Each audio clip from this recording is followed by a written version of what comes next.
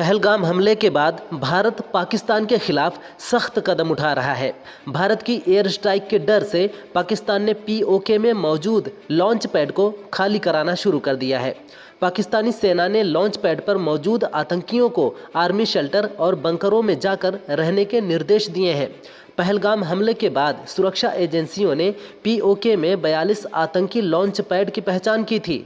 ऐसे में पाकिस्तान को डर है कि भारत इन पर हमला कर सकता है।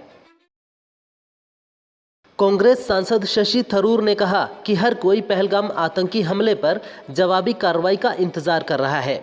उन्होंने कहा कि मेरे विचार से इसका जवाब दिया जाना चाहिए और उस जवाब में एक संदेश होना चाहिए। यदि आप ऐसे कृत्य करते हैं तो बच नहीं सकते और वह युग समाप्त हो चुका है। इसकी कीमत चुकानी होगी और कल कीमत और भी अधिक होगी। अगर यह संदेश नहीं दिया गया तो ऐसी घटनाएं होती रहेंगी। कांग्रेस अध्यक्ष मल्लिकार्जुन खड़गे ने पहलगाम हमले पर चर्चा के लिए पीएम मोदी से संसद का विशेष सत्र बुलाने की मांग की है। उन्होंने पीएम को लिखे लेटर में कहा, समय एकता और एकजुटता की ज़रूरत है। कांग्रेस चाहती है कि संसद के दोनों सदनों का विशेष सत्र जल्द से जल्द बुलाना चाहिए। यह पहलगाम में हुए क्रूर आतंकी हमले के खिलाफ हमारे संकल्प और इच्छा शक्ति का एक शक्तिशाली प्रदर्शन होगा। संयुक्त राष्ट्र में भारत के स्थायी उप प्रतिनिधि योजना पटेल ने पाकिस्तान की कलई खोल दी। उन्होंने कहा, पाकिस्तान के रक्षा मंत्री ख्वाजा आसिफ ने आतंकवाद के समर्थन, ट्रेनिंग और फंडिंग की बात स्वीकारी।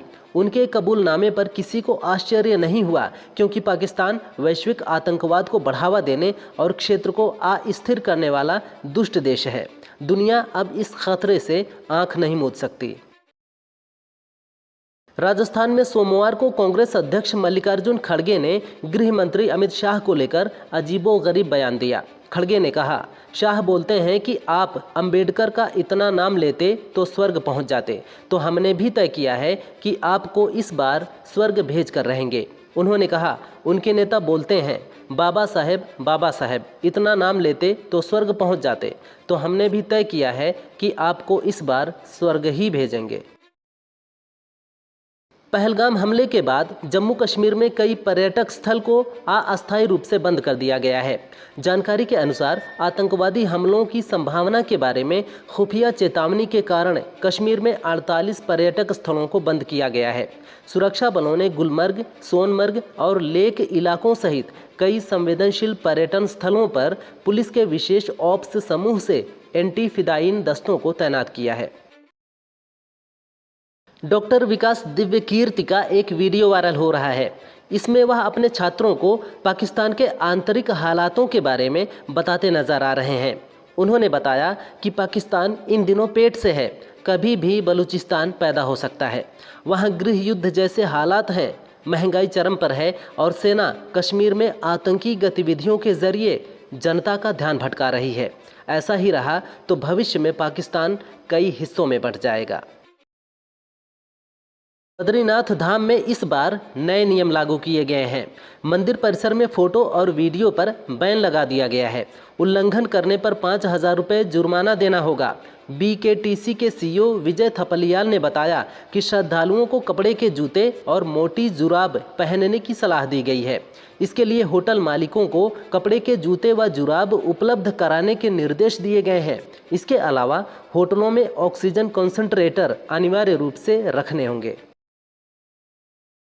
पाकिस्तान ने दावा किया है कि भारत से तनाव के बीच 3 देशों ने उसका समर्थन किया है। चीन और तुर्की के बाद अब अजरबैजान ने भी पाकिस्तान का साथ देने की घोषणा की है। एक रिपोर्ट के अनुसार चीन और तुर्की ने पाकिस्तान को घातक हथियार मुहैया करवाए हैं। हथियार पहुंचाने के अलावा चीन ने पाकिस्तान को उसकी संप्रभुता और सुरक्षा हितों की रक्षा करने में अपना समर्थन देने की घोषणा की है।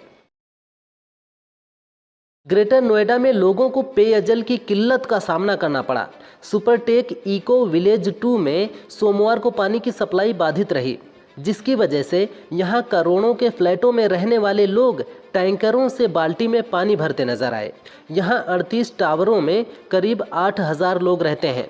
बहुमंजिला इमारतों में रह रहे लोगों ने करीब 48 घंटे से ज़्यादा समय तक पानी की किल्लत झेली।